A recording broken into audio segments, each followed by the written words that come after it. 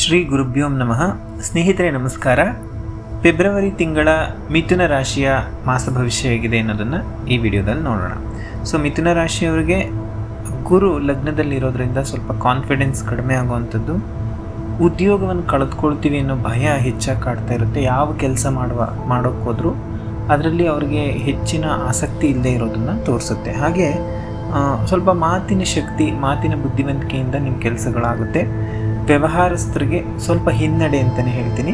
So ಹಣಕಾಸಿನ ವಿಚಾರದಲ್ಲಿ ಹೆಚ್ಚು ಖರ್ಚು, ಸೊ ಉಳಿತಾಯ ಏನೋ ಆಗ್ತಾ ಇಲ್ಲ ಅನ್ನೋ ಒಂದು ಟೆನ್ಷನ್ ಒಂದು ಕಡೆ ಸಾಕ್ತಾನೆ ಹೋಗ್ತಾ ಇರುತ್ತೆ.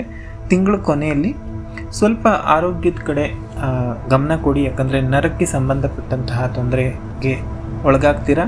ಹಾಗೆ ಹೆಚ್ಚು ಧ್ಯಾನ ಮಾಡಿ. ಸೊ ಸ್ವಲ್ಪ ಮೆಡಿಟೇಷನ್ ಮಾಡುವಂಥದ್ದು ಏಕಾಗ್ರತೆಯನ್ನು ತಂದು ಕೊಡ್ತದೆ. ಸೊ ಕುಟುಂಬದಲ್ಲಿ ಮಾತಿನ ಒಂದು ಮಿಸ್ಅಂಡರ್ಸ್ಟ್ಯಾಂಡಿಂಗ್ಸ್ ಬರುವಂಥದ್ದು, ಮಾತಿನ ಒಂದು ಚಕಮಕಿ ನಡೆದು ಸ್ವಲ್ಪ ಗಲಾಟೆ ಅಥವಾ ಮಿಸ್ಅಂಡರ್ಸ್ಟ್ಯಾಂಡಿಂಗ್ಸ್ಗೆ ಇಟ್ಸ್ ಲೀಡ್ಸ್ ಟು ಮಿಸ್ಅಂಡರ್ಸ್ಟ್ಯಾಂಡಿಂಗ್ ಅಂತ ಹೇಳ್ಬೋದು.